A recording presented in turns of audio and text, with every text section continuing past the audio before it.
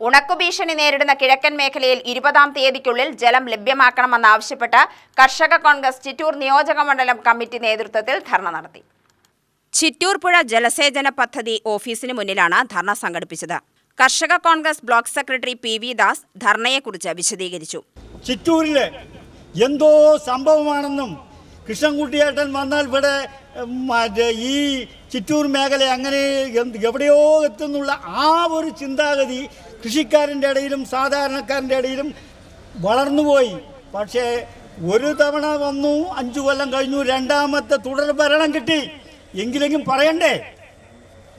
അപ്പോൾ പറയാത്തതിൻ്റെ കാര്യം അന്വേഷിച്ചപ്പോൾ പിണറായി വിജയൻ നോക്കിയാൽ മൂത്രമൊഴിക്കുന്ന ഒരുപാട് മന്ത്രിമാരുണ്ട് ഇവിടെ, മുട്ടുവിറയ്ക്കുന്ന ഇവരുടെ ആ ഒരു അല്പത്വം നമ്മൾ ലജ്ജിച്ച് തലതാഴ്ത്തുകയാണ്.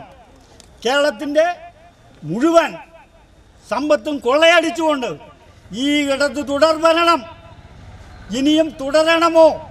പിണറായി മുഖ്യമന്ത്രി കസേരയിൽ ഇരിക്കണമോ? കൃഷ്ണൻകുട്ടിയേട്ടൻ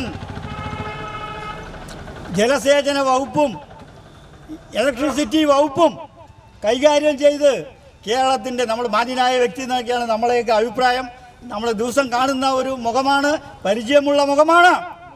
പക്ഷേ എന്തുകൊണ്ടോ ഈ കൃഷിക്കാരൻ്റെയും സാധാരണക്കാരൻ്റെയും മുഖങ്ങളെല്ലാം ഈ MLA മറന്നിരിക്കുന്നു. DCC secretary Sumesh Achuthan ഉദ്ഘാടനം ചെയ്തു. നിയോജക മണ്ഡലം പ്രസിഡന്റ് K മോഹനൻ അധ്യക്ഷനായി. M പോൾ, K മധു, R സദാനന്ദൻ, പ്രകാശൻ എന്നിവർ പ്രസംഗിച്ചു.